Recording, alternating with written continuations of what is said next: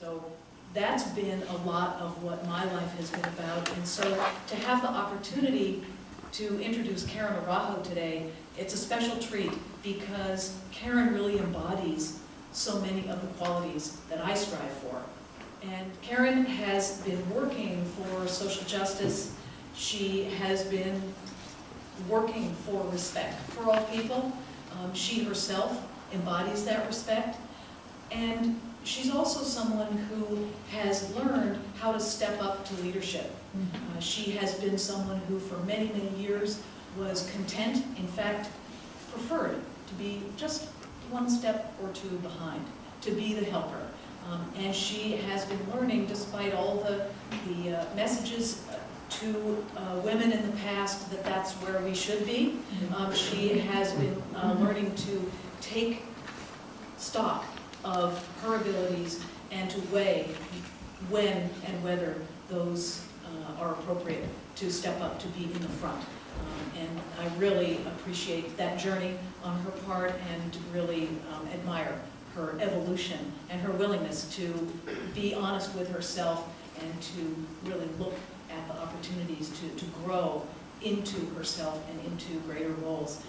What I'd like to do now is invite Karen to come up, and I thought maybe what we do is sort of a little interview sort of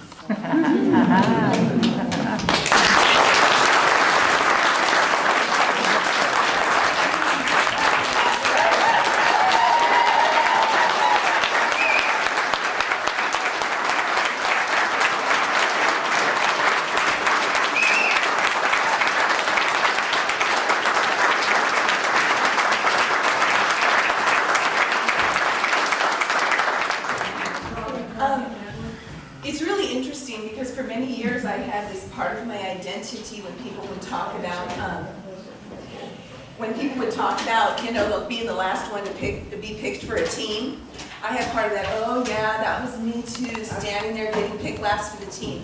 And you know, at some point I realized that I really didn't have a lot of shame, and I wasn't really disheartened about that, because the reason I was the last one to be picked is because I wanted everybody to win. And so when we were doing team things, I wanted to work cooperatively with people. So it wasn't that I was a lousy athlete or something. It was that I really didn't get the competition and one of us is going to win and one is going to lose. I was always interested in cooperation, and that really didn't play well on the school ground. Yeah, team sports, right. So I want to step away and let you have the full spotlight to say whatever else you would like to say about this award and your work.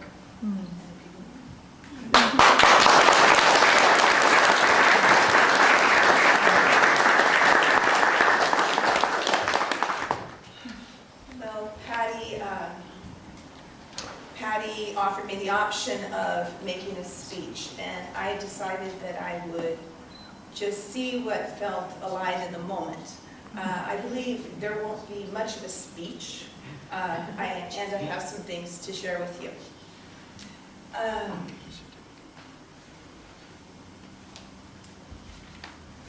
Included on the flyer about this event is a favorite quote of mine from the Reverend Dr. Howard Thurman.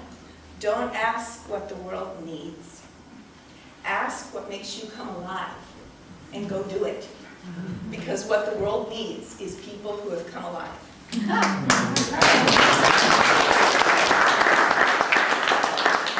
spent a lot of my life trying to, I still do, I spend a large portion of time wondering how I might be helpful. What's my role here? What am I called to do in this situation? I do that in a much more productive, healthy, life-affirming way now. And it's been a journey. It's been a journey to get to this point. But that's something that's always resonated in me, this sense of the other, what I need, what I want, and what another might need. What does the community need?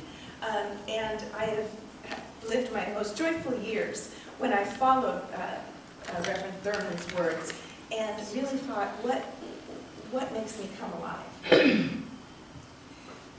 Giving attention to that has allowed me to continue to hone the part of me that can say yes with joy when asked to provide a task, fill a role, step up to a cause. It also has enabled me to learn to say no.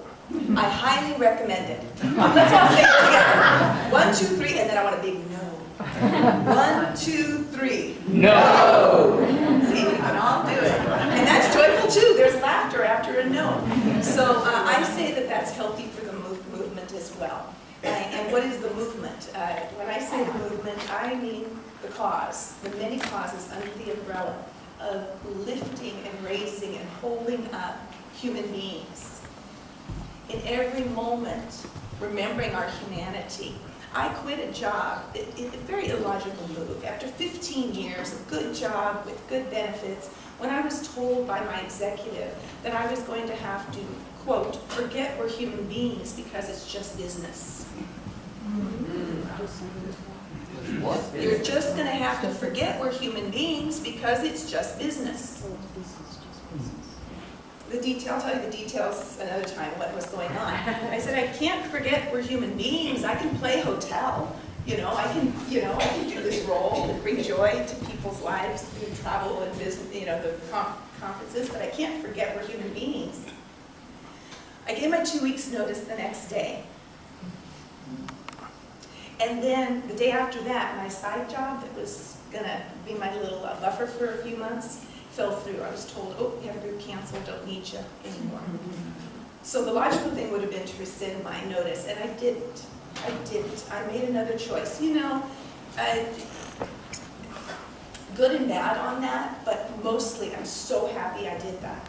Because I do not want to contribute. I don't want to go to a job every day. I don't want to participate in a system or do anything where they're trying to convince me that I have to forget we're human beings. If we're in a system or at a job or trying to pass a law that asks any of us to forget we're human beings, people, that is a sign that it must be, it's likely wrong.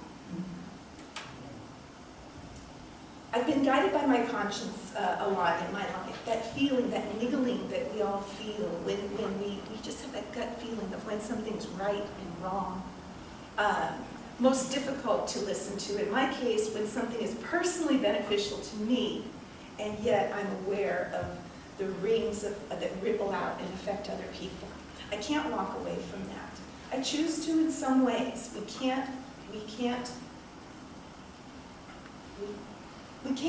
can choose to really eliminate all of those ripples. But I'm saying I'm living in the wealthiest country in the world that is really taking up more than its share of resources on the planet, yet we do contribute. So, plus and minus. But my conscience has guided me. I see the ACLU as serving that role in our country.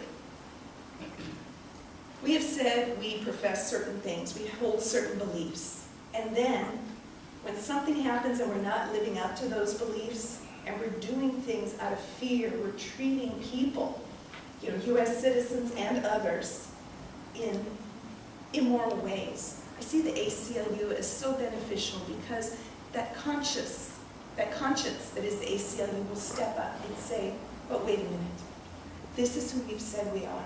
How can that possibly look like this?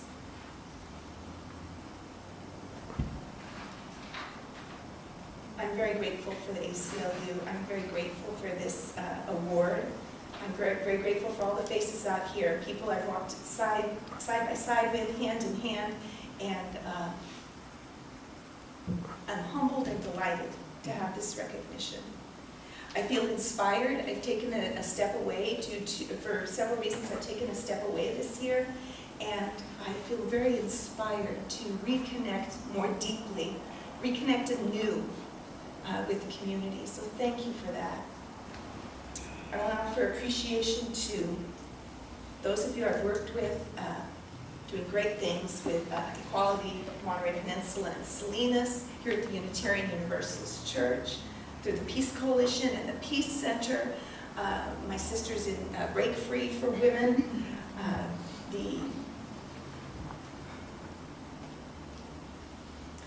my family and friends who are here,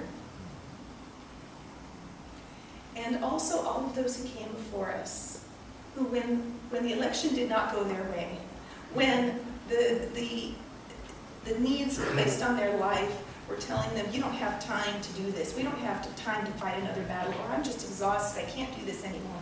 I want to say thank you to all those people in this room and those who came before who kept pushing forward, even though they did not see the promised land in their lifetime. It's okay, we know who we are.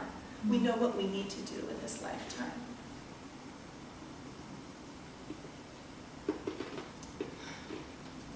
I'm going to close by sharing something very personal for me. I struggle, as you might, or maybe you have in your life, with integrity in my life. One time someone had those magic rings, the 3 rings the magicians use, and I was just thinking about those, driving down the street one day, nothing special, and I was just thinking about my life and the way I want to be in the world. I might have been being a little harsher than me with myself about where I'd fallen short of being who I wanted to be in the world. And I thought of those 3 rings, and I thought for myself, one of those rings is who I am, regardless of what happens on the outside, or what I believe about myself, or what anybody else thinks about me, just who I am at my center. The other one is who I'm striving to be, who I'm longing to be, who I'm growing into being and accepting. And the third is who I show myself to be in the world. So at any time, the intersection of those 3 rings ebbs and flows in our days because of the jobs we choose, what we choose to do for paid work, what we feel we must do in order to pay the bills, maybe difficulty we're having in a personal relationship with another human being. I long for those moments when all 3 are aligned. And I long for a nation, a community, that can have all of that aligned in every moment. Bravo. Yeah.